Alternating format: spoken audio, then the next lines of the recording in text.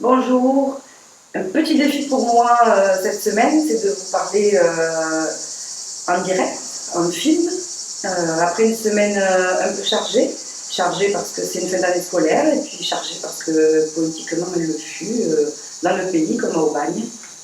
La première chose dont je voulais vous parler, c'était le conseil municipal de jeudi soir, parce que ce soir-là se jouait quelque chose de très important.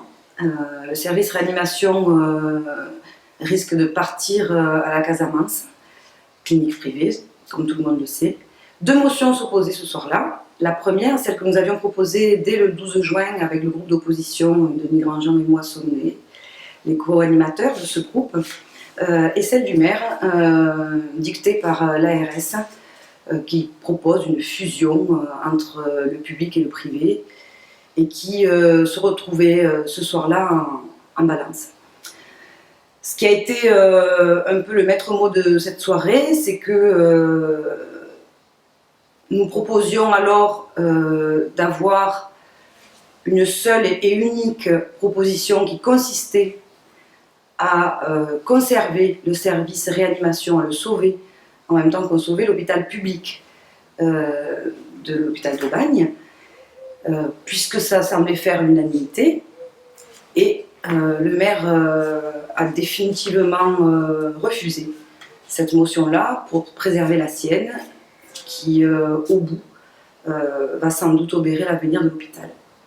Le deuxième point de ce conseil municipal, c'était le budget supplémentaire, un vote d'ajustement du budget que nous avions refusé de voter en décembre et qui poursuit cette politique terrible sur Aubagne et mortifère qui consiste à réduire les moyens pour les services publics de la ville, pour les gens en particulier, et qui fait que cette ville s'endort peu à peu et qu'elle est en train de perdre tous ses moyens et puis sa vie qui disparaît.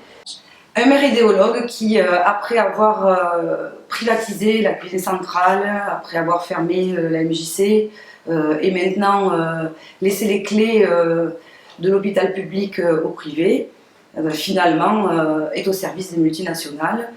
Tout ça dans une attitude de mépris à la fois vis-à-vis des gens auxquels il s'adresse, mais du service public, épouvantable, insupportable, qui fait que, au bout, les Aubagnaises et les Aubagnais ne reconnaissent plus leur ville. 3. La deuxième chose, c'est l'actualité nationale, parce que cette semaine a été chargée, un peu tristement, avec le décès, la disparition de Simone Veil, dans un pays qui, depuis quelque temps, a du mal à ouvrir des droits. Il faut saluer cette grande dame qui a, elle, ouvert et agrandi, élargi le droit des femmes. Et je crois que c'est important de le souligner. Une féministe qui a été saluée, je crois, par toutes les femmes et les féministes en son temps et aujourd'hui encore plus.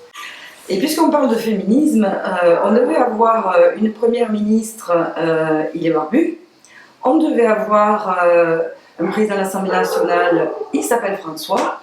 Donc on se rend compte que finalement Macron ne fait que dans la continuité d'un pouvoir qui ne se sert des femmes que comme faire valoir et qui fait que de fait, avec la réalité politique de cette semaine, on continue comme avant. Dernier point sur l'actualité nationale, le refus de Jean-Luc Mélenchon de siéger à Versailles pour cautionner ce congrès qui n'est finalement rien d'autre que permettre à M. Macron de se faire valoir. Et je trouve que si j'avais été à Paris lundi, je serais bien allée manifester pour dire aussi ma désapprobation de ce système qui commence à être insupportable. Et je reviens à Aubagne pour le troisième point dont je voulais parler cette semaine, qui est un coup de cœur, qui a été l'exposition de fin d'année de l'école de céramique et qui était magnifique. Une école de céramique qui a présenté d'une fois de belles pièces, qui a traversé les continents en l'espace de quelques minutes et de quelques mètres.